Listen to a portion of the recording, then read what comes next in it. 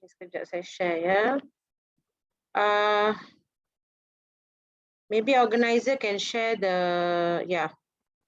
Okay, pelajar, kalau kamu nak slides untuk hari ini dan juga ada beberapa tips untuk menjawab soalan objektif is shared by the organizer. Tengok dekat chat area. Okay, shared by the organizer.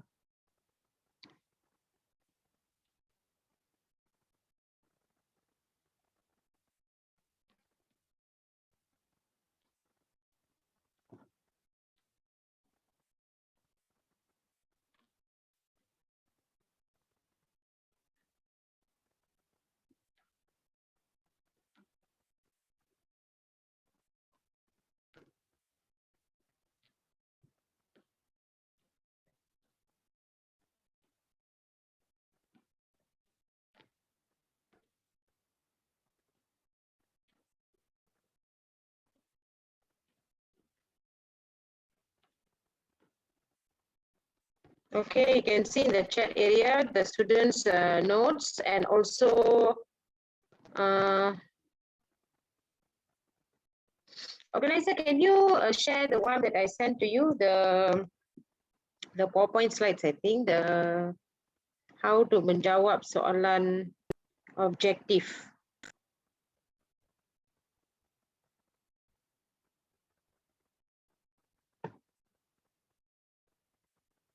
Okay, thank you. Alright, kita ada berapa pelajar? 12, okay. Still slow. Okay, kelas. Hari ini saya nak tengok bab 9 ya. Saya nak discuss tentang bab 9. Okay, bab 9 ialah bab yang agak famous. Alright, agak famous during the KBSM time. So, I suppose KSSM pun dia famous. Okay, tentang dasar-dasar luar negara ya. Dasar-dasar luar negara.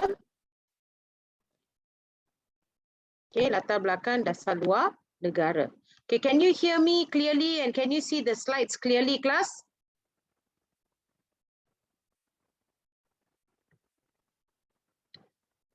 Boleh ya? Okay, good. Okay, let's start. Kita start dulu. Yang lain boleh join kemudian. Okay. Latar belakang dasar luar. Okay, apa sebenarnya dasar luar ni? Dan apakah latar belakang dasar luar ni di negara kita? Okay, ini satu topik yang famous ya kelas. So, pay attention to this topic lah sikit. Sejarah hubungan luar di negara ini bermula sejak zaman kerajaan-kerajaan Melayu dan semakin jelas melalui hubungan yang dijalinkan oleh Kesultanan Melayu Melaka itself. So, maksudnya dasar luar ni, dasar luar sudah wujud di negara kita sejak zaman Melaka lagi.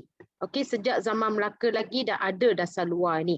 Okey, maksudnya masa Kesultanan Melayu Melaka, during that time itself sudah ada hubungan diplomatik kerajaan Melayu Melaka dengan negara-negara di luar. Itulah kita panggil sebagai dasar luar. Maksudnya hubungan negara kita dengan negara yang lain di luar sana. So this is not something new. Dasar ini sudah wujud even sejak zaman Kesultanan Melayu Melaka lagi dan juga semasa Alam Melayu. Okay, zaman Alam Melayu, remember you learn about Funan, Champa, Kerajaan Kedah Tua dan sebagainya. Even during that time pun sudah ada okay, hubungan luar ini. Alright. Okay, sebelum tu kelas, you can see in the chat area, pelajar-pelajar you boleh tengok dekat chat area, cikgu ada, the organizer ada share nota untuk minggu ini, that this PowerPoint slides and also some tips untuk menjawab soalan objektif. Yeah, so you can take it from there, okay, from the chat area. Okay, now coming back to the dasar luar. Keadaan ini berterusan sehinggalah kedatangan kuasa barat. Maksudnya dasar luar ni dah start semasa kerajaan Melayu Melaka. Lepas tu dia berterusan sampailah ke hubungan sehingga kedatangan kuasa barat. Okey, sehingga kedatangan kuasa barat pun dah adalah hubungan dasar luar ini. Okey. Tak nampak sekejap ya. Highlighter ni tak nampak pula. Okey. So daripada Kesultanan Melayu Melaka dah wujud. Okey, sampailah kedatangan kuasa barat ni pun masih wujud lagi hubungan kuasa ataupun dasar-dasar luar. Okey, perubahan berlaku semasa negara ini mencapai kemerdekaan apabila dasar luar yang dirancang dan dilaksanakan adalah untuk memenuhi keperluan dan kepentingan negara. So that's how the sejarah dasar luar ni. Okey, lagi sekali ya untuk pelajar yang baru masuk. Okey, dasar luar ni memangnya bukan sesuatu yang baharu di negara kita. Ia telah wujud pada zaman Kesultanan Melayu Melaka lagi, very long time ago. In fact, semasa zaman Kerajaan Alam Melayu pun dah ada dasar-dasar luar ini. Lepas tu diteruskan apabila kedatangan kuasa barat di negara kita dan berlaku sedikit perubahan dalam dasar luar itu semasa kita merdeka. Are you clear setakat tu kelas?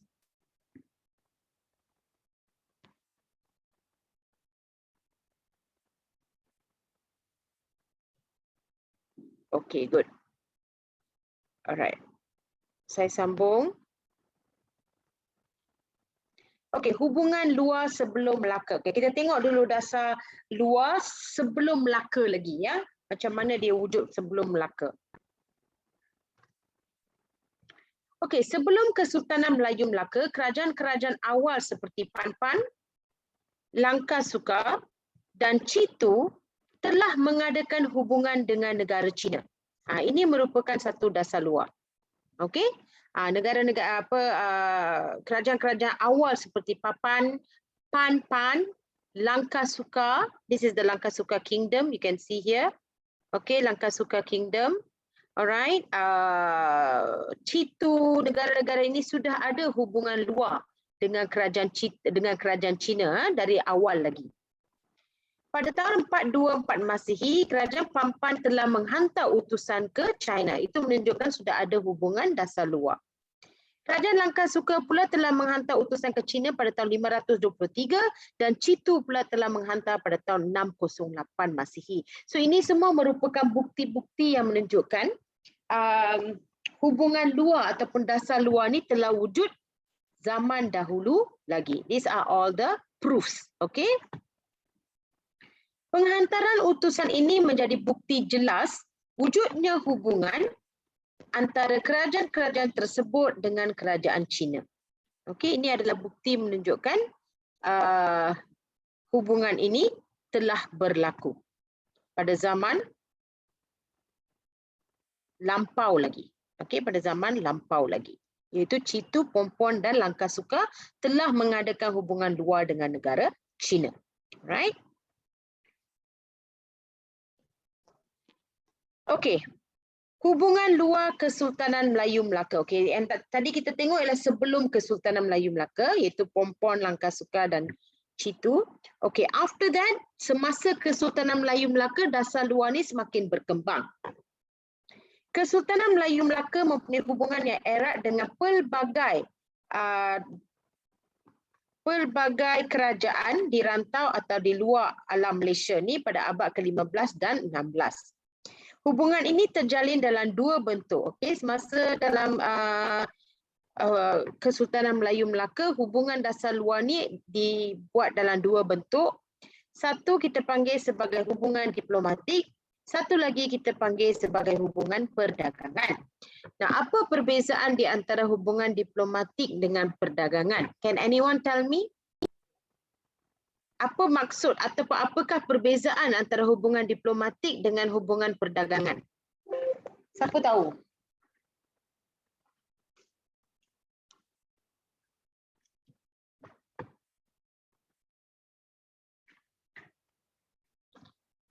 Siapa-siapa kat sini nak share?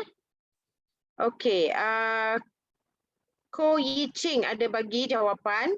Ko Yi Ching kata diplomatik lebih kepada politik, perdagangan lebih kepada ekonomi. Okey, betul. Charades, I don't know whether I'm pronouncing your name correctly. Charades, is it? Charades Strong. Okey, dia berkata perdagangan dari segi ekonomi dan diplomatik dari segi sosial. Okey. Good. It's a good try. Anybody else nak try? Apakah perbezaan antara hubungan diplomatik dan perdagangan? Okey, sementara kita tunggu. Okey, sebenarnya memang ada perbezaan ya. Hubungan diplomatik ni ada kaitan dengan politik dan juga sosial. Okey, dua-dua ya. I Ching pun betul, Shariat pun betul. Hubungan diplomatik ni ada kaitan dengan hubungan politik antara satu negara dengan negara yang lain atau juga satu hubungan sosial iaitu hubungan persahabatan. It's like a friendship. Okey, hubungan persahabatan. Manakala hubungan perdagangan itu pula lebih kepada ekonomi. Okay, alright, yes. Okay, you got that right. Okay, next. Hubungan diplomatik dilaksanakan melalui penghantaran utusan. Okay, utusan ni maksudnya macam surat. Contohnya, Raja Melaka menghantar surat ke negara China. Raja Melaka menghantar surat ke negara India. Penghantaran utusan atau surat ini kita panggil sebagai hubungan diplomatik. Manakala hubungan perdagangan pula dijalankan dengan beberapa buah kerajaan dan wilayah untuk mendapat keuntungan. So it's more on the economic value, untuk mendapat keuntungan. So cikgu harap kamu dah clear ya. Perbezaan antara hubungan diplomatik dengan hubungan perdagangan. Okay, diplomatik is more on political reason and social reason, lebih kepada friendship. Perdagangan pula dia lebih kepada ekonomi untuk kewangan. Okay, alright. Ini merupakan senarai negara-negara yang mempunyai hubungan diplomatik dan hubungan perdagangan dengan Kerajaan Melayu Melaka.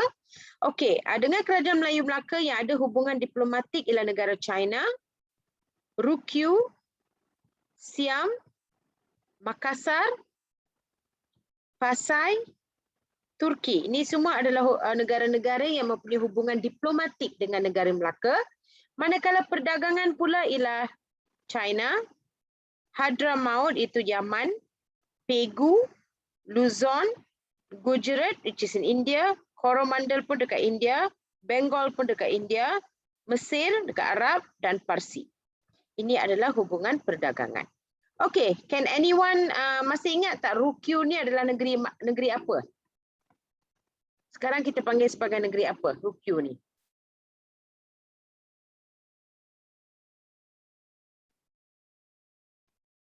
Jepun. Yes, very good. Okay, Ryukyu adalah negeri Jepun pada hari ini ya. Alright, good. So ini merupakan senarai-senarai hubungan diplomatik dan hubungan perdagangan dengan negeri Melaka. Okey, kepentingan hubungan luar Kesultanan Melayu Melaka. Kenapa hubungan luar ini sangat penting pada abad ke-15? Okey, apakah kebaikan? What are the benefits yang Melaka dapat daripada hubungan luar ini?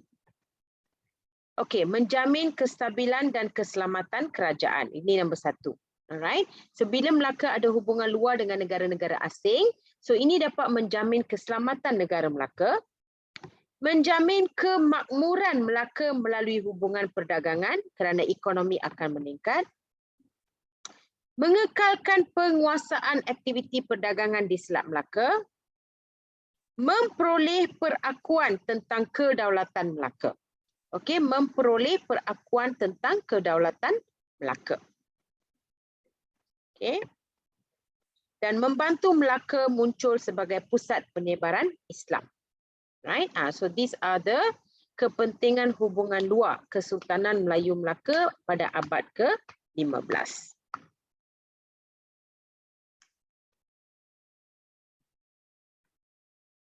Okay, any question dekat sini? Ada apa-apa yang awak tak faham ke? Yang perlukan penjelasan? Ini adalah benefit hubungan luar kepada negeri Melaka.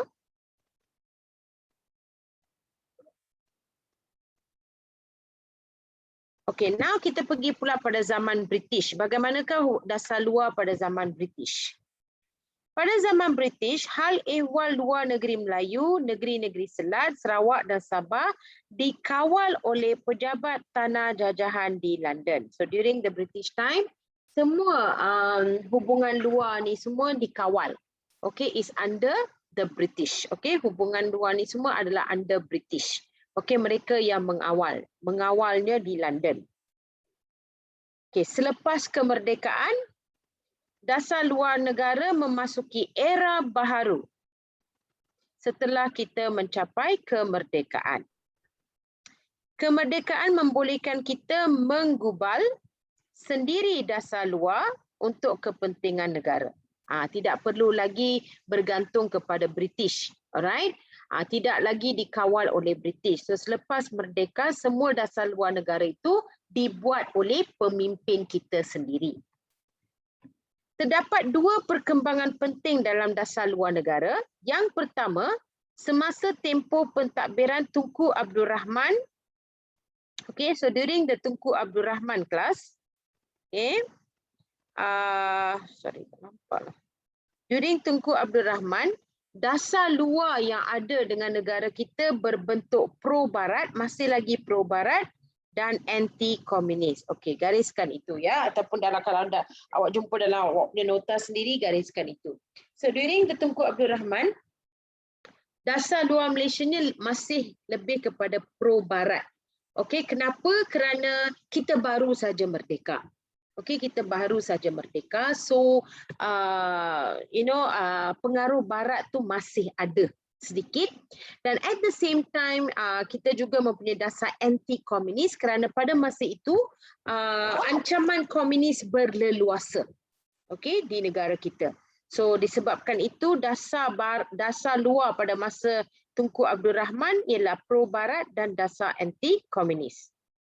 Pro-barat, okay, pro-barat maksudnya ialah barat, you know lah, barat is British, ya. So we are pro to the British, menyokong British. Okay, clear? Itu maksudnya pro-barat. Anti means tidak menyokong, pro kalau menyokong. That's the two difference. Anti lawannya pro. Okay, pro lawannya anti. Pro means we menyokong, anti means tidak menyokong. Okay, so that is during Tunku Abdul Rahman Putra. Perkembangan kedua bermula ketika Perdana Menteri yang kedua iaitu Tun Abdul Razak. So during his time, Malaysia lebih bersikap tidak memihak dan menjalinkan hubungan dengan negara lain tanpa mengira ideologi. Maksudnya, during Tun Abdul Razak pula dasar luar Malaysia ni lebih kepada neutral. Okey, bersikap tidak memihak. Okey, kita tidak memihak kepada orang barat atau orang mana-mana pun, kita lebih bersifat neutral. Dan kita cuba menjalinkan hubungan dengan negara lain tanpa mengira ideologi mereka. So we are in the neutral party. Alright, itu adalah dasar luar semasa Tun Abdul Razak. So awak kena ingatlah ya, masa Tunku Abdul Rahman dia lebih kepada pro-barat dan anti-komunis. Lepas tu masa Tun Abdul Razak dia lebih kepada tidak memihak kepada dan menjalinkan hubungan dengan negara lain tidak mengira ideologi. Okay, now asas penggubalan dasar luar. Okay, we are coming to 9.2 ya. Asas penggubalan dasar luar.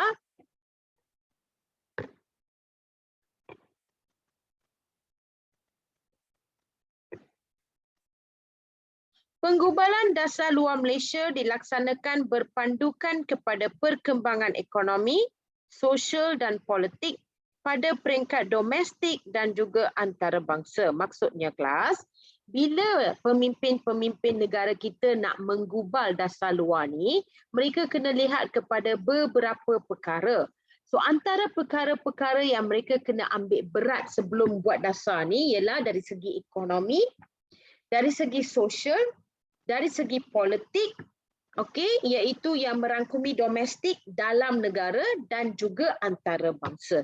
They have to see into all these consideration sebelum kita mewujudkan dasar luar.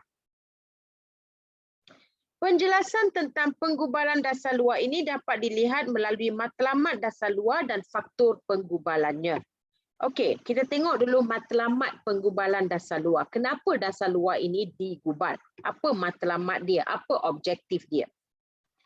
Okey, dasar luar amat penting kepada Malaysia kerana dasar ini dapat mempengaruhi tindakan negara dalam menghadapi suasana perkembangan politik wilayah, serantau dan antarabangsa. Alright, so it is very important. Semua dasar-dasar luar ni sangat-sangat penting untuk Malaysia.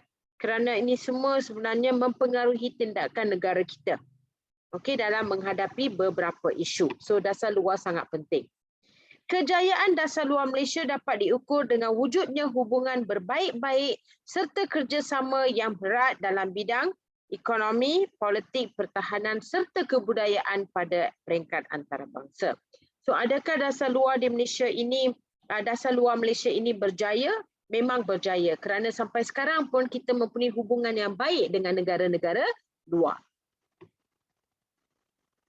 Okey, selain daripada itu, sejak tahun 1956, persediaan asas untuk menumbuhkan Kementerian Luar Negeri telah bermula dan dikenali sebagai Kementerian Hal Ehwal Negeri. Hal Ehwal Luar. Okey, hari ini kita panggil sebagai Kementerian Hal Ehwal Luar. So kementerian inilah bertanggungjawab untuk membuat dasar-dasar ini ya, yang bertanggungjawablah. Pada tahun 1966 nama kementerian itu diubah kepada Kementerian Luar Negeri. Kementerian ini berpindah dari bangunan Sultan Abdul Samad ke kompleks baharanya di Wisma Putra di Kuala Lumpur.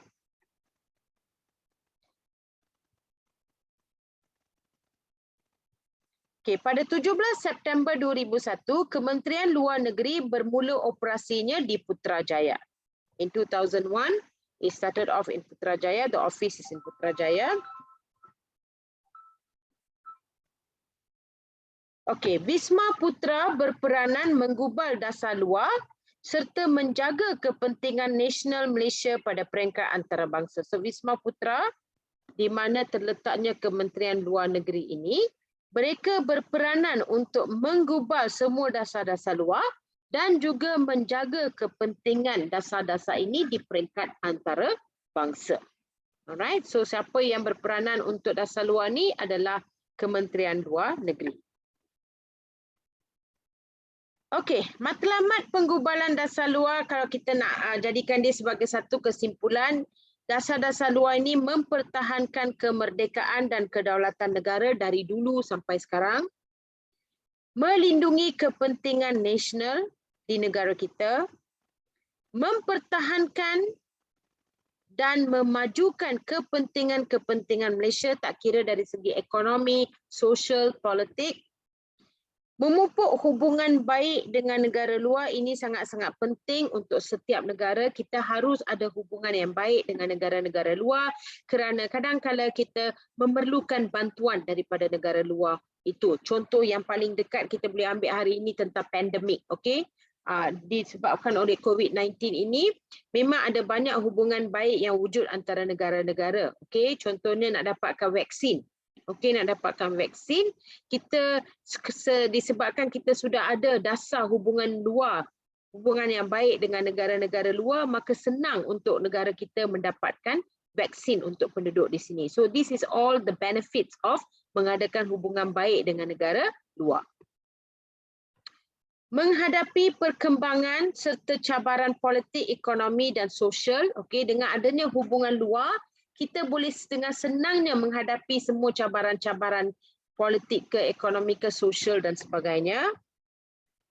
Okey, itu adalah matlamat penggubalan dasar luar. Okey, I want you to have a look again. Apakah matlamat? Because soalan ni boleh keluar dalam soalan esei ataupun soalan struktur. Soalan dia boleh berbentuk apakah matlamat penggubalan dasar luar ataupun jelaskan matlamat penggubalan dasar luar. So kalau soalan sebegitu keluar, so inilah jawapan dia. Okey, antara matlamat dia ialah dengan adanya dasar luar kita boleh mempertahankan kemerdekaan yang kita ada sehingga hari ini, melindungi kepentingan-kepentingan nasional, mempertahankan dan memajukan kepentingan Malaysia, memupuk hubungan baik dengan negara luar dan juga menghadapi perkembangan serta cabaran politik, ekonomi dan sosial. Okey, any question sampai ke sekarang? Ada apa-apa yang awak tak faham, yang awak nak tanya setakat ini?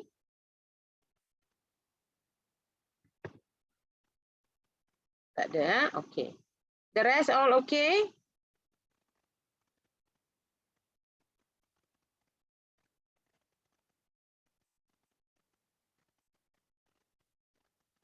Okey, kalau tak ada, saya sambung.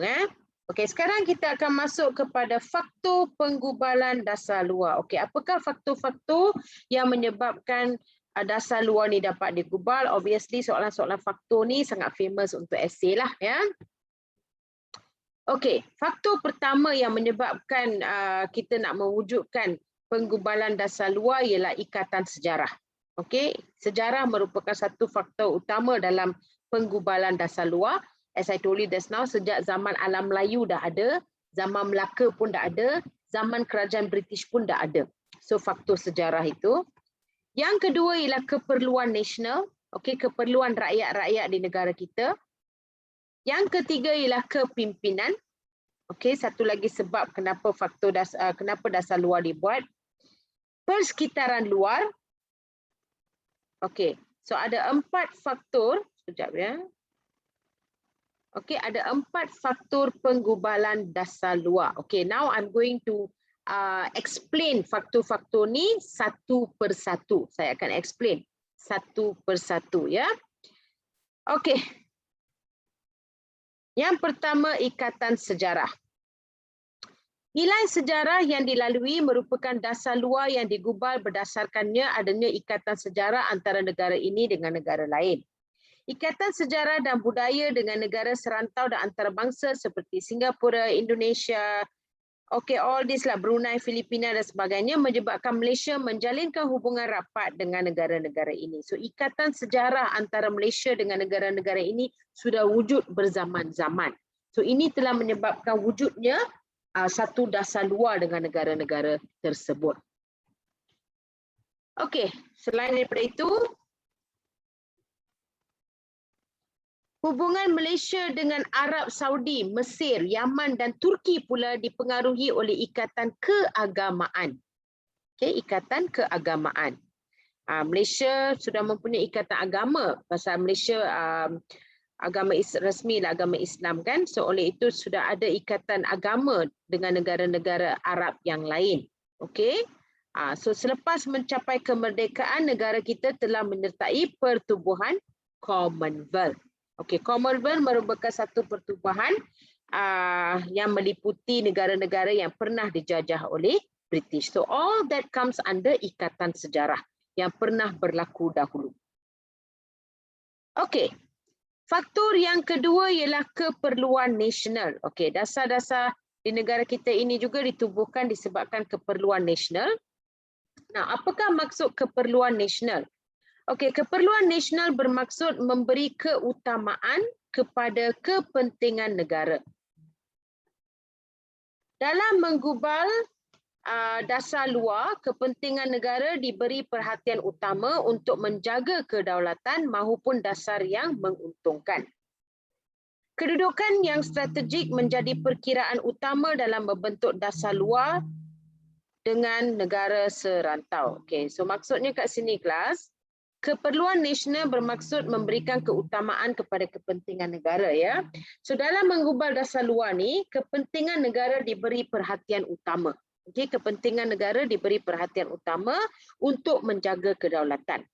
So kedudukan yang strategik menjadi perkiraan utama dalam membentuk dasar luar. Selain daripada itu, hubungan baik dengan negara luar membolehkan Malaysia menjaga kebajikan rakyat Malaysia yang berada di luar negara. Okey, kita ada rakyat kita bukan saja di negara kita sahaja. We have our people, okey, rakyat Malaysia yang tinggal di UK, di Australia dan pelbagai negara di seluruh dunia ini. So oleh itu hubungan baik antara negara kita dengan negara-negara tersebut akan menjamin keselamatan rakyat-rakyat kita di sana. Okey, akan menjamin keselamatan rakyat-rakyat Malaysia di negara tersebut. Kepentingan ekonomi dan keamanan menyebabkan Malaysia mengamalkan dasar luar yang bebas dan berkecuali serta menjalinkan hubungan dengan semua negara tanpa mengira ideologi. So itu adalah salah satu saranan dasar luar kita. Kita hendak menjalinkan hubungan dengan semua negara tanpa kira ideologi mereka. Adakah mereka tu negara komunis ke, negara republik ke, negara demokrasi ke, tak kisah.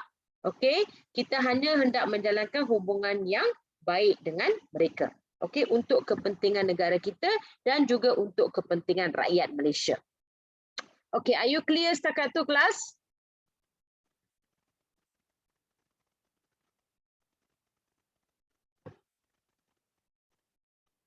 Alright.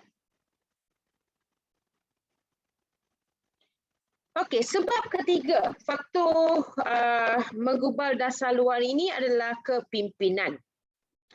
Okey, pelaksanaan dan kebolehan seorang pemimpin negara turut menjadi asas dalam penggubalan dasar luar Malaysia. Pemimpin perlu peka akan perkembangan pada peringkat antarabangsa serta perubahan yang berlaku bagi menentukan hala tuju dasar itu. So yes, pemimpin memainkan peranan yang penting dalam membuat sesuatu dasar. Okay, because sebagai seorang pemimpin, mereka perlu peka akan perkembangan yang berlaku dalam negara dan juga di luar negara untuk membuat sesuatu dasar tersebut. Okey, dasar menjalinkan hubungan dengan negara sedang membangun pada tahun 1990-an merupakan satu perubahan sikap pemimpin yang sebelum ini lebih cenderung kepada negara maju. Okey. What happened is dulu pemimpin hanya ingin menjalinkan hubungan dengan negara maju sahaja, tetapi idea ini telah berubah pada tahun 1990-an apabila pemimpin mula berfikir untuk menjalinkan hubungan dengan negara yang sedang membangun. So kita ada hubungan yang baik dengan negara sedang membangun dan juga dengan negara maju. Okey, so hubungan baik itu kita telah jalinkan melalui pemimpin kita. Apabila pemimpin kita berubah fikiran, barulah perubahan seperti ini boleh berlaku. Okey, daripada negara maju, kita juga mengadakan hubungan dengan negara membangun. Okey, kamu faham tak apa artinya negara maju dan negara membangun? Do you know there's a difference between negara maju dan negara membangun?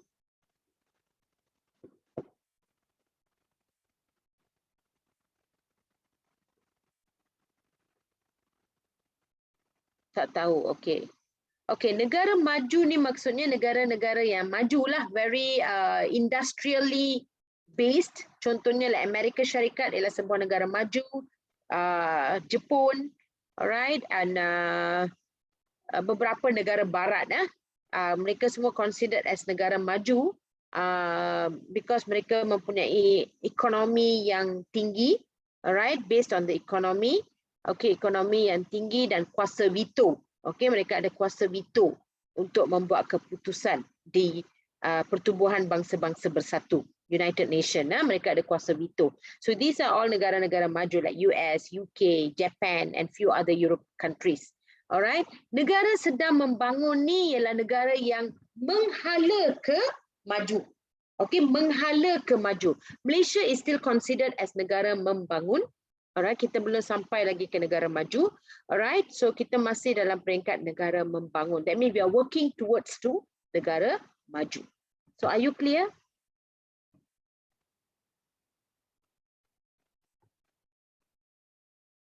Okay. Alright. So Malaysia telah menjalinkan hubungan dengan negara sedang membangun di Afrika dan negara kepulauan di Pasifik Selatan setelah pemimpin negara tersebut telah bertukar fikiran. Okey, bukan sahaja nak adakan hubungan dengan negara maju, kita juga hendak mengadakan hubungan dengan negara-negara membangun. Contohnya Afrika is also considered negara membangun. Alright. Faktor yang ketiga, persekitaran luar. Okey, perkembangan politik, ekonomi dan sosial antarabangsa yang sentiasa berubah menyebabkan penggubalan dasar luar Malaysia disesuaikan dengan perubahan yang berlaku. Okey, perkembangan politik, ekonomi dan sosial antarabangsa yang sentiasa berubah itu menyebabkan dasar luar Malaysia disesuaikan dengan perubahan yang berlaku. Penggubalan dasar luar negara ditentukan oleh perkembangan yang berlaku pada peringkat antarabangsa seperti ketika era Perang Dingin. Okay.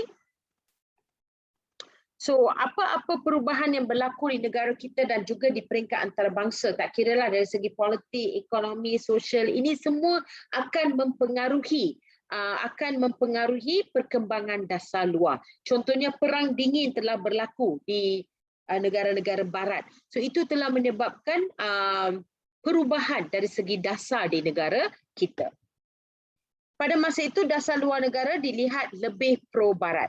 So during the Perang Dingin time, dasar luar kita ni lebih kepada pro-barat. Malaysia mengubah dasar daripada pro-barat kepada tidak berpihak berdasarkan perkembangan yang berlaku pada tahun 1970-an. As I told you just now, right? Bila kita baru je merdeka, kita masih pro-barat kerana persekitaran yang berlaku di negara kita ataupun di luar negara juga menyebabkan kita pro-barat. Dan after that in 1970s, barulah kita tukar kepada dasar tidak memihak, we are neutral. Okay, are you clear setakat tu? Any question on that?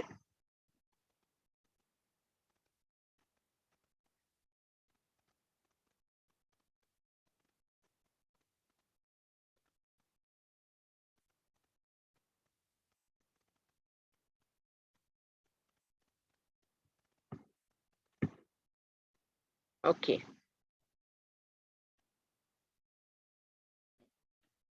Alright. So sekarang kita masuk kepada 9.3. So sebelum kita pergi kepada 9.3, I'm going to stop the share. Saya nak share soalan objektif lah kepada kamu ya. Let's just try to do some of these objective questions. Sekejap eh.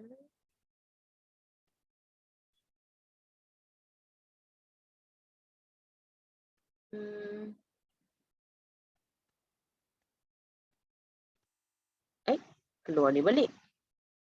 Okey, sekejap.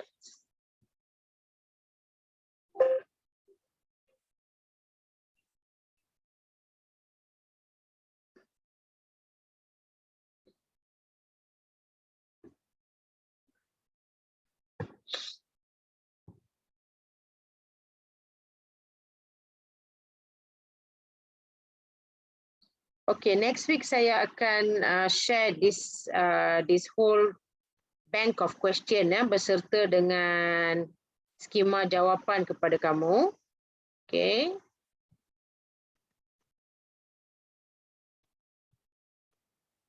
Okay, let's just look at this soalan objektif sekejap ya.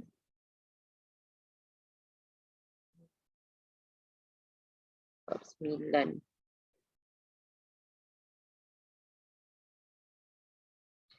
Ini dia ada dia punya soalan dan skema sekali.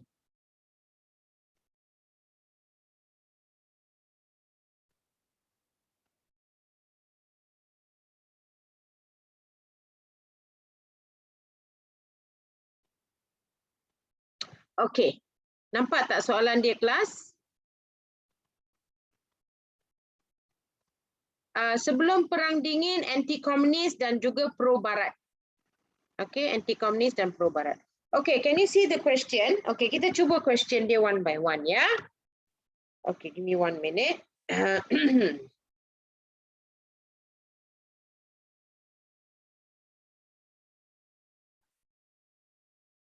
Alright, kita cuba soalan nombor 1. Kesultanan Melayu Melaka mempunyai hubungan erat dengan pelbagai kerajaan lain. Apakah bentuk hubungan luar tersebut? Okay, what is your answer? You boleh cuba jawapan dekat chat area atau nak guna mic pun boleh. Hubungan dua di semasa Kesultanan Melayu Melaka. Okey, B. Okey, ramai kata B. B betul, iaitu 1 dan 4.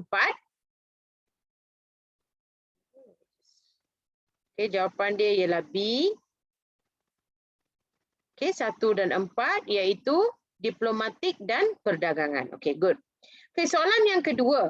Apakah tugas yang dilakukan oleh tentera Malaysia dalam misi pengamanan anjuran PBB di negara yang berkonflik? Ini kita belum belajar lagi, tapi I'm sure you would have done in school. Okay? So, apakah tugas yang dilakukan oleh tentera Malaysia dalam misi pengaman anjuran PBB di negara yang berkonflik? Seorang dia jawab, yang lain? Okay, Yiching, your answer is correct. Apa jawapan untuk soalan nombor 2? Okay, ada kata D, ada kata C. Okay, jawapan dia ialah C. Okay, jawapan dia ialah C. Alright, mengawasi gencatan senjata. Okay, nombor 13. Mengapakah rancangan Colombo yang dilaksanakan oleh Commonwealth? Apakah rancangan Colombo, okay, yang dilaksanakan oleh Commonwealth? Nombor 3. Apakah rancangan Colombo yang dilaksanakan oleh Commonwealth? Okay, ramai kata C, betul. Menangani masalah kemiskinan. Alright, nombor 4. Apakah kesan ketegasan Malaysia dasar apartheid terhadap negara Afrika Selatan?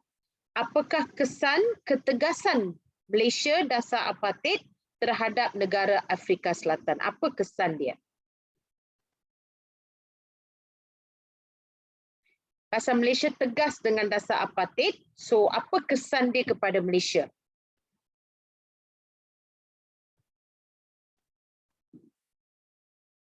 Okay, ada yang cakap C.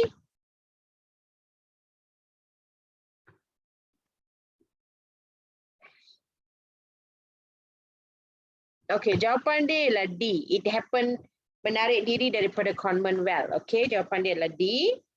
Alright. Okay, kita sambung kat bawah ya. Nombor 5, kita ada 10 soalan objektif ni.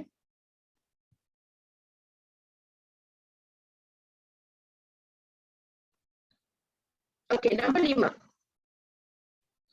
Malaysia telah menggubal dasar luar berbentuk pro-barat dan anti-komunis kepada dasar berkecuali dan menjalinkan hubungan dengan negara lain tanpa mengira ideologi.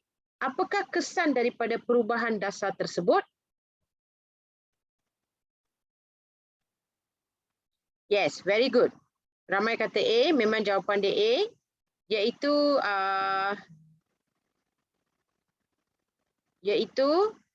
hubungan dengan negara China Selatan terjamin. China terjamin kerana negara China ialah negara komunis, so kita tidak peduli tentang ideologi negara. Okay, kita hanya mengadakan hubungan dengan mereka. Alright, so jawapan dia A. Okay, nombor 6, mengapakah Malaysia aktif dalam mencari penyelesaian konflik yang berlaku di Indochina? Mengapakah Malaysia aktif dalam mencari penyelesaian konflik yang berlaku di Indochina?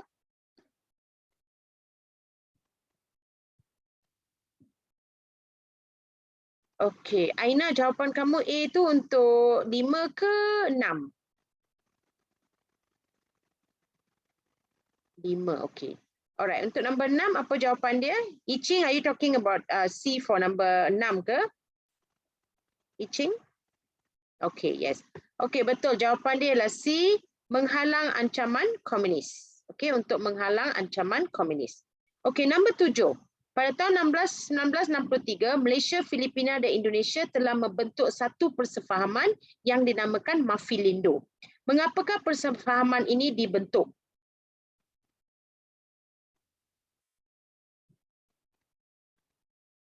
Okay, Yiching's answer is correct. What about the rest?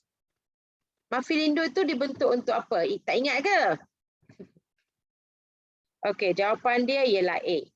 Untuk menyelesaikan persengketaan antara, memang berlaku persengketaan ataupun berlaku ketidakfahaman antara Malaysia, Filipina dengan Indonesia disebabkan oleh pembentukan Malaysia. So because of that, they had a lot of meetings and meet up. So Mafilindo adalah salah satu cara untuk menyelesaikan persengketaan itu. Okay. Okay, another 3 question.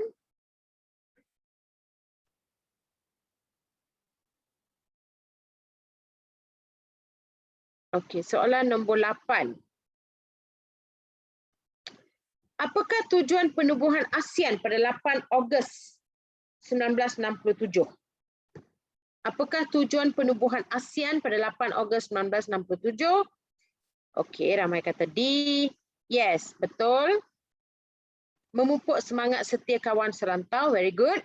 Okey, nombor 9. Apakah isu yang dibincangkan dalam sidang Kemuncak 6 kali ke-13 pada tahun 2003? Apakah isu yang dibincangkan dalam sidang kemuncak 6? Okey, non-aligned diserang kali ke-13 pada tahun 2003. Nombor 9. Okey, wrong answer. Nombor 9 jawapan dia ialah C, iaitu perjuangan rakyat Palestin dan juga serangan Amerika Syarikat terhadap Iraq. Ini merupakan dua isu yang telah dibincangkan dalam sidang kemuncak 6 pada tahun 2003.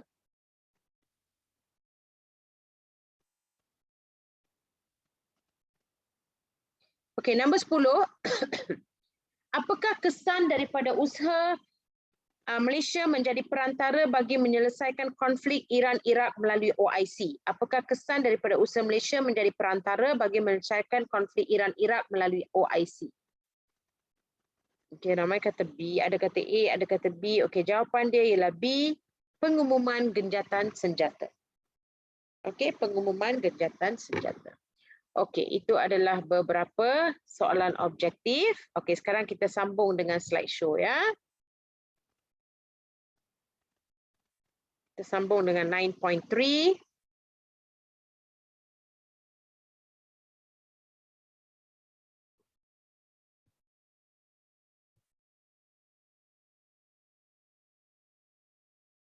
Okey, nampak ke slideshow tu?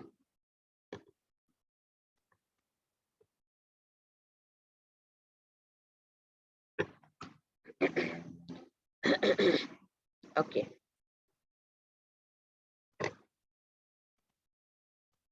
Okey, the first one kita nak tengok sekejap ya.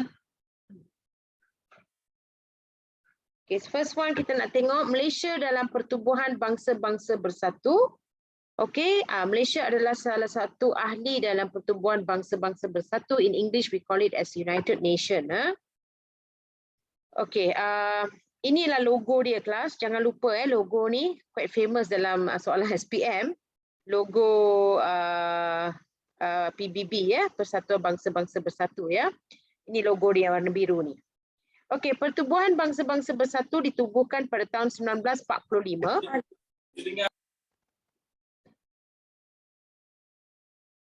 Okey, ditubuhkan pada tahun 1945 dengan matlamat mengekalkan keamanan dan kestabilan dunia. Itu adalah matlamat PBB. Malaysia menjadi anggota PBB sejak kita mencapai kemerdekaan 1957, we became the anggota. Dr. Ismail Abdul Rahman dilantik sebagai wakil tetap ke PBB yang pertama. Dr. Ismail ialah anak kepada Tunku Abdul Rahman. So beliau yang menjadi wakil Malaysia ke PBB. Penglibatan Malaysia ini dilakukan dengan mendukung piagam PBB serta menyertai agensi PBB. Penglibatan Malaysia dalam Pertubuhan Bangsa-Bangsa Bersatu menjadi bukti jelas komitmen Malaysia untuk bekerjasama menjaga keamanan dunia. Alright, so obviously PBB ini lebih kepada keamanan dunia. Okay. Malaysia memberikan komitmen dan kerjasama yang penuh kepada PBB. Hal ini sejajar dengan pendirian Malaysia dalam soal antarabangsa hidup bersama secara aman. Komitmen dan kerjasama ini dapat dilihat melalui 4 perkara, iaitu Malaysia mendukung piagam PBB. Kita memang mendukung semua piagam-piagam PBB. Selain daripada itu, Malaysia terlibat dengan agensi di bawah PBB untuk memberi sumbangan. Okey. Dan Malaysia juga terlibat dalam agensi PBB. So, semua yang berkaitan dengan PBB ini Malaysia ada melibatkan diri. Okey, salah satu ialah mendukung piagam PBB. Alright. Ini gambar ini menunjukkan Dr. Ismail Abdul Rahman, he's the one, wakil Malaysia ya, dalam Majlis Keselamatan PBB. Inilah gambar dulu yang pernah diambil. Right. Mendukung penuh piagam PBB dengan selaras dengan pendirian negara kita, iaitu menegakkan hak asasi manusia dan menggariskan prinsip yang berkaitan dengan pencapaian taraf hidup dan hak asasi manusia tak kira bangsa, agama, jantina dan sebagainya. Konsep menghormati antara satu sama lain antara negara-negara yang berlainan juga diwujudkan, dan kita tidak campur tangan dalam hal ehwal urusan negara lain. Okey, ini semua adalah untuk keamanan negara. Okey, selain daripada itu Malaysia juga terlibat dalam agensi PBB. Okey, antara agensi yang kita telah melibatkan diri ialah UNESCO. Okey, UNESCO ni merupakan agensi United Nations of Educational, Scientific and Cultural Organisation. Alright, kita Malaysia memang terlibat dalam UNESCO. Selain penglibatan aktif Malaysia membolehkan beberapa tapak di Malaysia, contohnya Gunung Mulu, Taman Kinabalu, Bandar Melaka dan Georgetown, serta Lembah Lenggong diiktiraf sebagai tapak warisan dunia under UNESCO. Okay, under UNESCO. Alright. Ini adalah gambar Gunung Mulu ke atas tu. Comes under UNESCO. Okay, selain daripada itu kita juga terlibat dengan agensi PBB.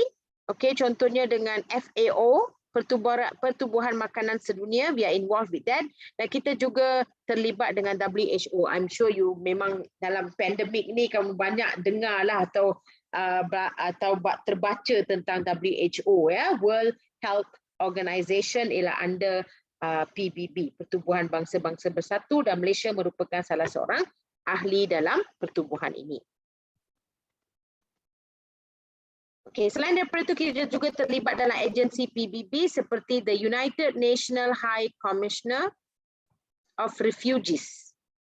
Okay, ini adalah salah satu agensi Pertubuhan Bangsa-Bangsa Bersatu yang disertai oleh Malaysia. Okay, UNHCR ni ialah badan yang bertanggungjawab menjaga dan melindungi golongan pelarian serta golongan yang tidak bernegara. So kita memberi sokongan kepada golongan-golongan ini dan memberi bantuan yang sepatutnya. Okey. Selain daripada itu, kita juga terlibat dalam Majlis Keselamatan untuk menjaga keamanan. Malaysia dipilih sebanyak 4 kali sebagai anggota tidak tetap kerusi Majlis Keselamatan PBB. Alright, so ini menunjukkan keaktifan Malaysia dalam melibatkan diri dalam agensi-agensi Pertubuhan Bangsa-Bangsa Bersatu, and this is the logo untuk PBB class. Okay, awak kena ingatlah logo ni kadang-kadang boleh keluar dalam objektif. Okay, sumbangan dalam misi pengaman. Okay, ini tadi kita baca tadi kan dalam soalan objektif tadi ada. Malaysia turut memberikan sumbangan besar dalam menjayakan misi pengaman. Disiplin dan kemampuan pasukan tentera Malaysia dalam menggalas tugas misi pengaman ni wujud. Okay, antara contoh-contoh sumbangan yang diwujudkan ialah misi pengaman yang disertai oleh Malaysia termasuklah di Kongo, Namibia, Somalia, Bosnia, Kemboja, Timor Leste, Ethiopia, all these places Malaysia telah menghantar misi pengaman kita, dan tugas pasukan pengaman ini adalah untuk memastikan keselamatan penduduk di sana tidak terganggu, mengawasi genjatan senjata dan mendaulatkan undang-undang negara yang terlibat. Kerana negara-negara ini kebanyakannya adalah negara-negara yang sering diserang. Okay, sering mempunyai peperangan. So that is why Malaysia telah melibatkan diri dalam misi pengaman dunia ini. Okay, ini adalah negara-negara yang berkenaan kelas. Okay, Bosnia, Lebanon, alright. Inilah Lebanon. Ethiopia ialah di Afrika. Ini semua adalah tempat-tempat di mana misi pengaman Malaysia telah dihantar. Congo is in Africa also. Namibia is also in Africa, begitu juga dengan Somalia. Okay, all these places Malaysia telah melibatkan diri dalam misi pengaman. Kemboja ialah di Asia Tenggara, Kemboja, dan juga Timor Leste kat sini. Okay, misi pegawai pemerhati. Malaysia turut terlibat dalam misi pegawai pemerhati di bawah PBB di negara yang menghadapi konflik seperti Sierra Leone, Chad, Libya, Bosnia, Iraq, Kemboja, Liberia, Kongo, Namibia, Angola, Mozambik, Ethiopia dan Timor Leste. Okey, ini adalah lagi satu peranan Malaysia, iaitu melibatkan diri dalam misi pegawai pemerhati. Tugas pegawai pemerhati ni, okey, apa tugas dia? Ialah termasuklah membantu dalam pentadbiran dan pengurusan, memberikan latihan-latihan teknikal dan menjadi jurubahasa. Ini adalah bantuan yang diberi oleh Malaysia kepada negara-negara yang disebut di atas ini. Okey, ini adalah negara-negara yang terlibat. Sahara Barat is in Africa. Leon is in South Africa. Nigeria, Congo, alright, Angola, Namibia, Mozambique. Okay, all these places mostly in Africa. Okay, this is Mozambique. Ethiopia is also in Africa. Dan Timor Leste tadi. Okay. Chad, Libya dekat utara Afrika, Bosnia, Iraq, and Cambodia. So all this adalah negara-negara yang telah dilibatkan oleh Malaysia sebagai misi pemerhati. Okay, setakat tu any question class?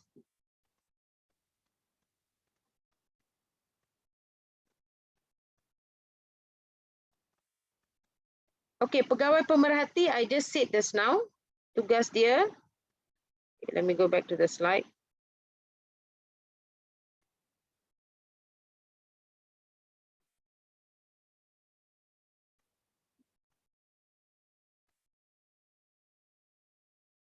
Ni dia.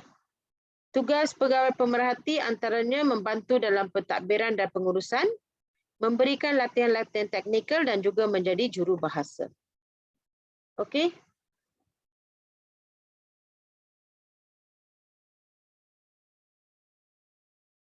Okay, any other question bahagian tu?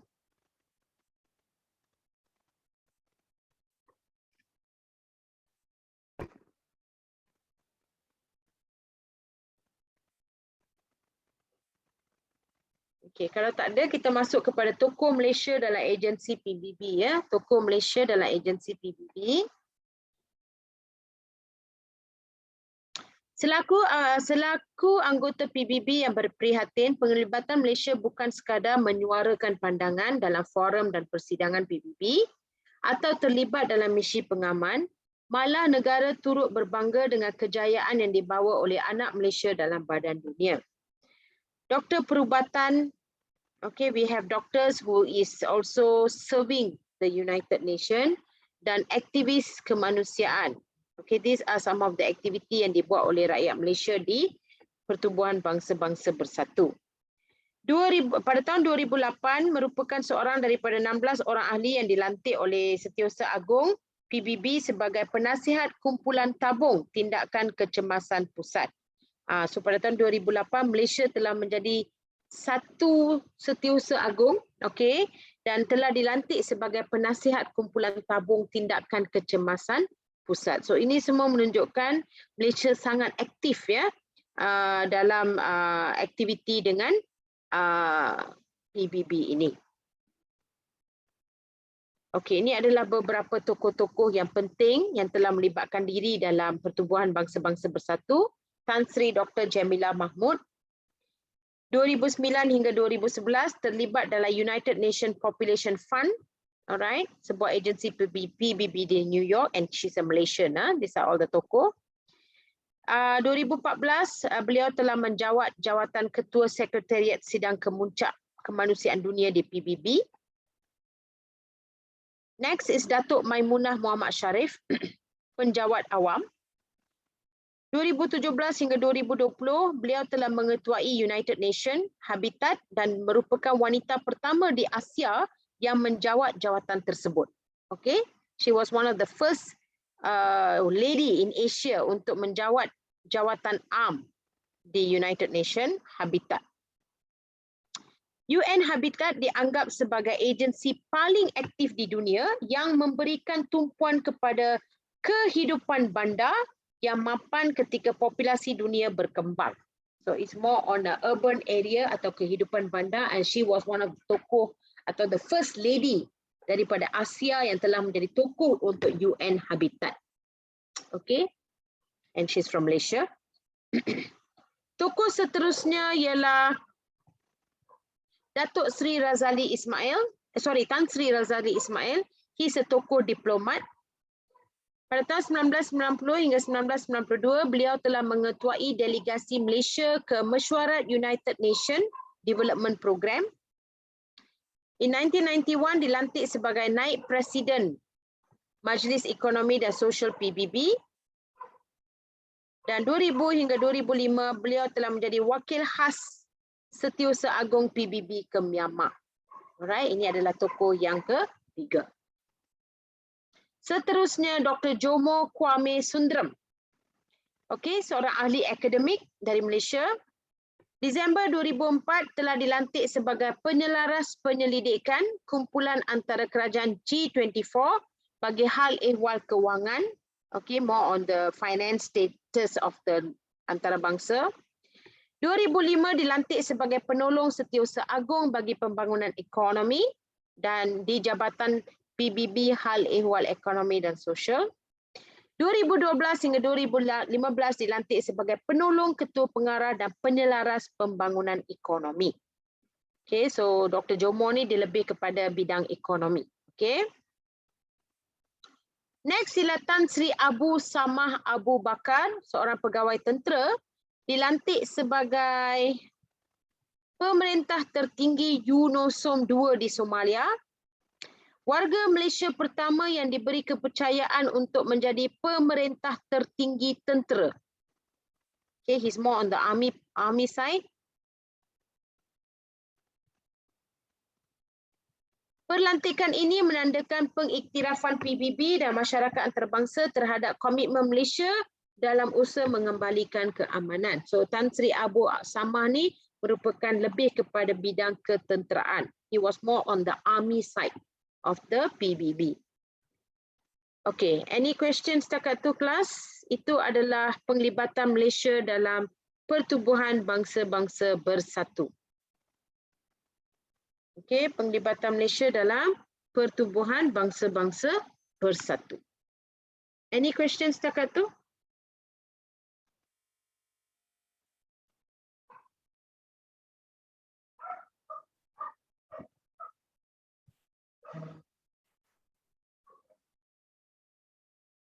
Okay, is there any questions sebelum kita masuk kepada Commonwealth pula, penglibatan Malaysia dalam bidang Commonwealth? Okay, dalam bab ini awak kena tengoklah ya sumbangan-sumbangan Malaysia dalam bidang-bidang tersebut ya. Apakah sumbangan Malaysia dalam Pertubuhan Bangsa-Bangsa Bersatu dan apakah sumbangan Malaysia dalam bidang Commonwealth? Okay, since no question, we go to Malaysia dalam Commonwealth. Okay, apakah maksud negara Commonwealth? Can anyone give me an answer? Apakah maksud negara Commonwealth?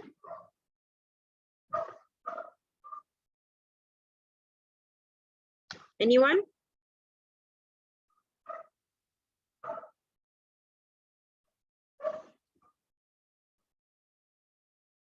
Pakatan negara-negara yang pernah dijajah oleh British. Okey, betul.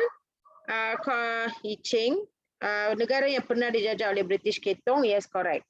So Commonwealth ni sebenarnya adalah negara-negara yang pernah dijajah oleh British. Okey, yang pernah dijajah oleh British.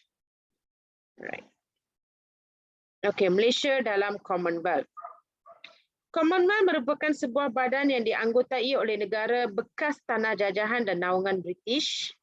Badan ini ditubuhkan untuk membina semangat setia kawan negara anggota. Dan penyertaan dalam Commonwealth telah memberi manfaat besar kepada negara kita. Okay.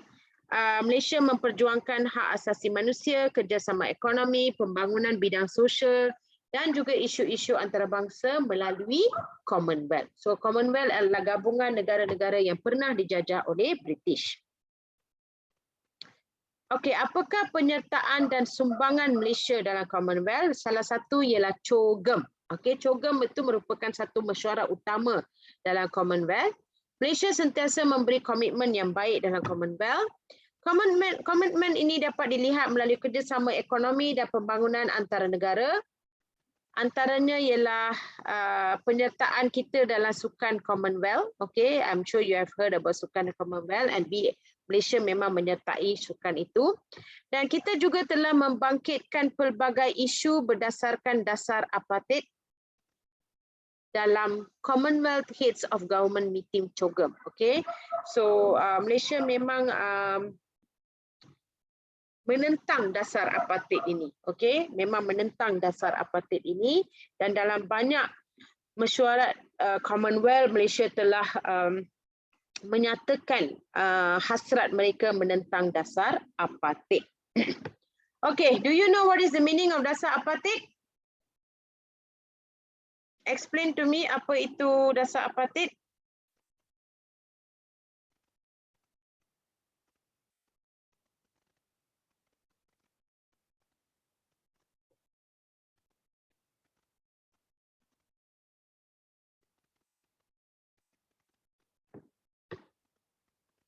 Tak tahu ke?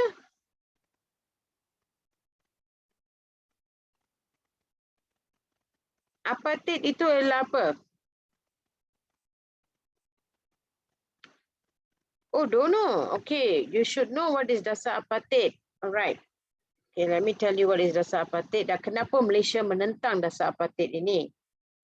Yes, berkaitan dengan rakyat kulit hitam di Afrika. Okay.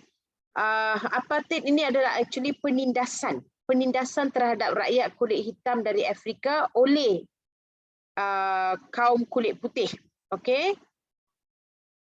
Yes, okay. So it is a penindasan oleh orang barat terhadap kaum kulit hitam dari Afrika. Mereka dipandang sangat rendah dan mereka diseksa, okay, seperti seorang hamba.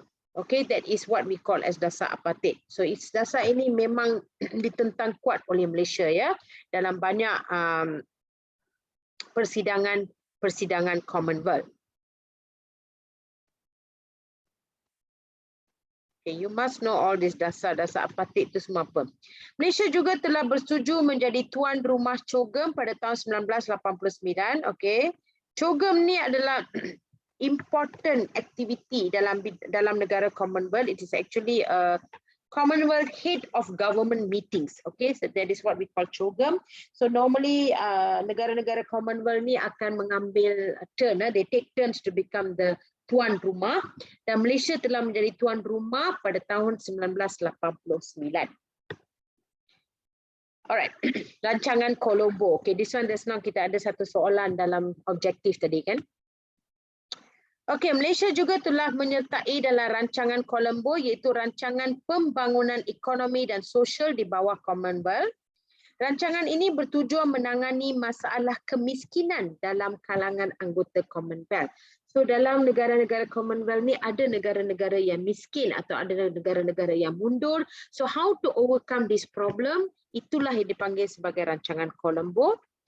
Mendapat khidmat nasihat berkaitan dengan pendidikan, pertanian, teknikal dan kesihatan. Terlibat dalam program latihan untuk kaki tangan awam.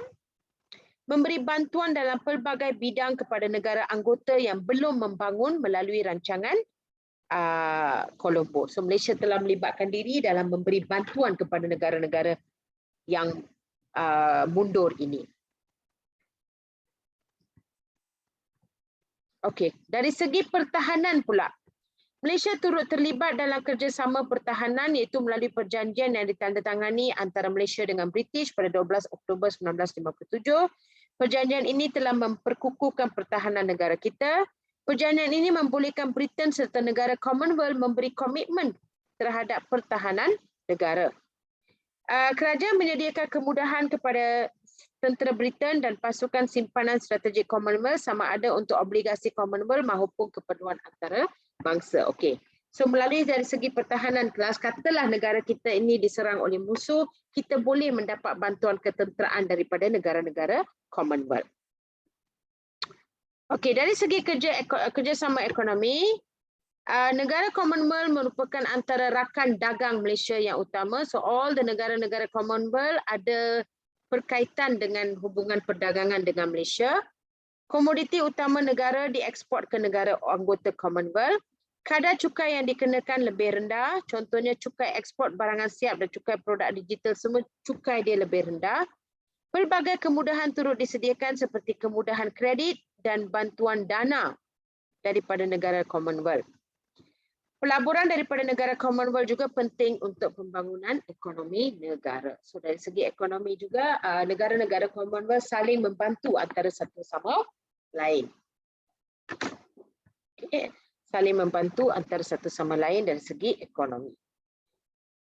Okay, penentangan dasar apartheid. Okay, this comes under Commonwealth. So you can see release the South African and all that. Okay, dasar apartheid menjadi isu penting yang menarik perhatian Commonwealth. Malaysia turut lantang menentang dasar ini. Asas penentangan Malaysia disebabkan dasar ini telah menyalahgunakan hak asasi manusia dengan membezakan hak mengikut warna kulit. Ketegasan Malaysia bersama-sama negara lain menyuarakan isu ini dalam Commonwealth menyebabkan Afrika Selatan menarik diri daripada Commonwealth. Okay, so ini yang kita tengok dalam soalan objektif tadi. Okay, kesan daripada ketegasan Malaysia ini menyebabkan Afrika Selatan telah menarik diri daripada Commonwealth.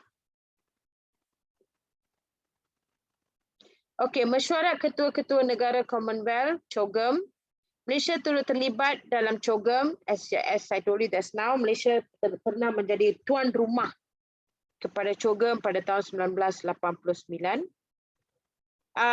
Persidangan ini diadakan bagi membincangkan isu-isu antarabangsa. Pada tahun 1989, Malaysia dipilih sebagai tuan rumah. Okey, selain daripada itu, Malaysia juga terlibat dalam sukan Commonwealth. Okey, merupakan sukan yang kedua terbesar selepas Olimpik. Sukan ini diadakan setiap 4 tahun sekali, every 4 years, just like Olimpik. Penyertaan Malaysia dalam sukan ini mampu mengeratkan hubungan antara negara anggota dan pencapaian atlet kita dalam sukan ini telah mengharumkan negara. Dan Malaysia juga telah menjadi tuan rumah sukan Commonwealth pada tahun 1998. Alright, tuan rumah. Okay, this is when Bukit Jalil telah dibina you know what is Bukit Jalil, right? You pernah tengok stadium Bukit Jalil.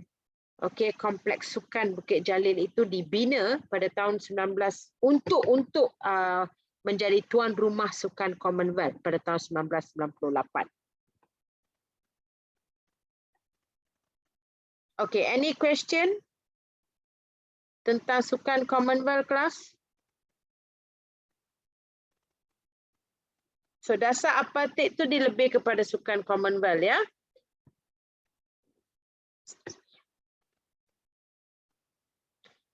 Alright. Okay, I think I'm going to stop here untuk bab ini. Alright, the next slide actually dia lebih kepada cabaran mengukuhkan dasar luar. Okay, this one mungkin saya akan sambung minggu depan. Okay, kenapa saya nak stop? Pasal saya nak share dengan kamu soalan-soalan tadi itu kan. Okay, I will... Okay, sekejap ya. Saya nak hantar soalan tu kepada our organizer. Organizer can share it in the screen. Sekejap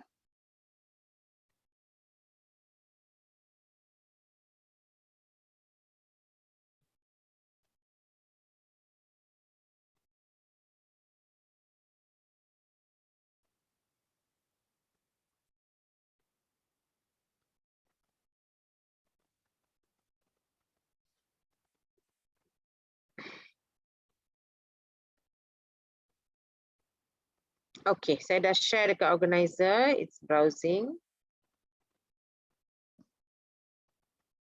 The file is quite big, tapi dah masuk dah. Okay. Alright, organizer, can you please share the PDF yang saya baru hantar tu?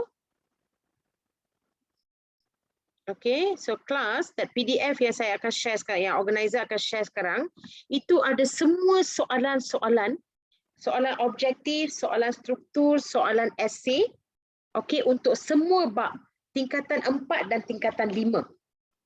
Okay, tingkatan 4 dan tingkatan 5, okay, ada semua soalan-soalan di situ yang awak boleh tengok. Skema jawapan pun disertakan.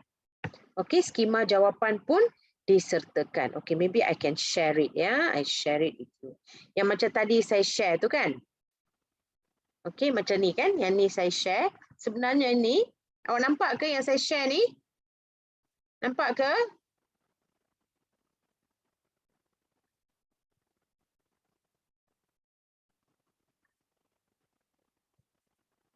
Nampak ya? Okay. That is also in your chat area. Organizer dah share dah. Okay, you boleh tengok kat situ. Ini sebenarnya cikgu nak share dengan you all. Okay, modul intervensi pembelajaran SPM 2021 sejarah daripada Kementerian Pendidikan Malaysia, Kementerian Negeri ya. So kalau kamu tengok kat sini, dia ada semua bab. Okey, bab tingkatan 4 dan tingkatan 5. Semua bab di tingkatan 4, semua bab di tingkatan 5 ada soalan objektif, struktur dan esei serta ada skema jawapan sekali. Okey, skema jawapan ada kat paling belakang. Contohnya ni bab 1 ya, bab 1 ni ada soalan objektif, 10 soalan objektif untuk setiap bab. Okey, lepas tu diikuti dengan soalan struktur. Soalan struktur nombor 1, soalan struktur nombor 2, soalan struktur nombor 3,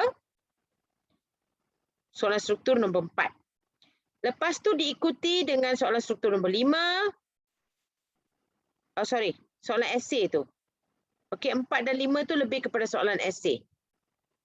Okey, ini struktur and 1 soalan esei. Yang nombor 5 dia soalan esei. Untuk setiap bab ada. Lepas tu dah masuk bab 2 pula. Okey, bab 2 tingkatan 4 macam tu juga. Soalan objektif ada 10. Soalan struktur ada 4. Okey, 3. Dan ni soalan struktur dia 3 sahaja. Lepas tu dia ada soalan esei. Nombor 4 tu soalan esei. Nombor 5 pun soalan esei. Lepas tu masuk pula bab 3. Macam tu. Sampailah habis form 4 dan form 5. Okey, lepas tu kalau awak nak tahu jawapan dia ada paling bawah skema. Ni semua dah masuk skema jawapan. Okey. Ni skema jawapan bab 1, ni untuk objektif 10 question. Lepas tu diikuti dengan skema untuk struktur.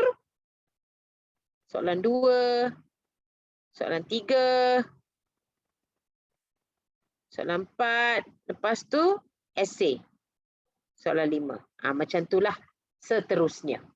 Okay, so cikgu rasa this one will be very, very beneficial for you. Semua bab dia merangkumi semua bab, awak boleh tengok soalan-soalan dia, ada skema-skema jawapan yang telah disediakan. Okay, you can share it with your friends, okay? Share lah dengan kawan-kawan kamu yang nak ambil SPM tu semua. Okay, kelas?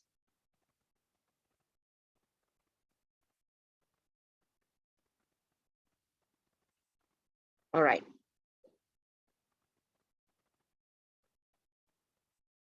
Okay, saya stop share. So, yeah, no problem. And next week will be our final week, yeah? Yeah, that soalan memang helps a lot. Yeah, please try to look into the question. Kalau rajin tu print out lah. Kalau tak rajin, tengoklah melalui online, melalui your phone ke, your ke, tengok soalan-soalan tu. Jika kamu boleh buat soalan-soalan tu dah memang boleh dapat A lah untuk SPM sejarah. Okay, just go through. You still have apa? Your trial is next week ke? Minggu depan ya trial.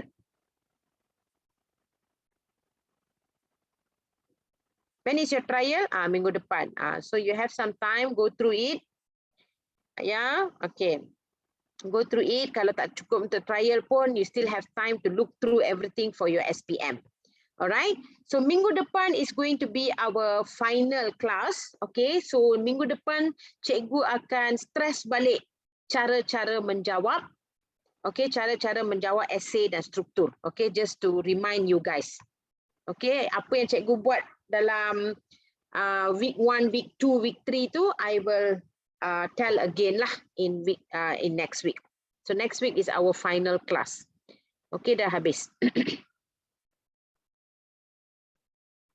Okay. All right. I think it's next week. I have to check with the organizer. Organizer, next week is the final class, right?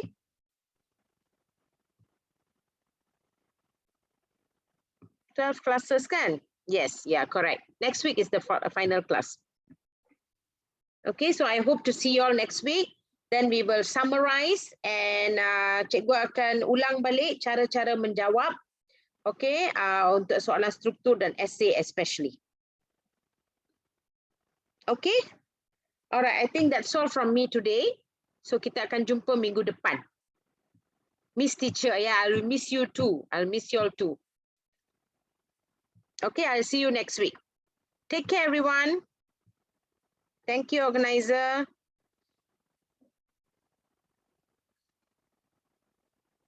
Take care. Yes, take care, everybody.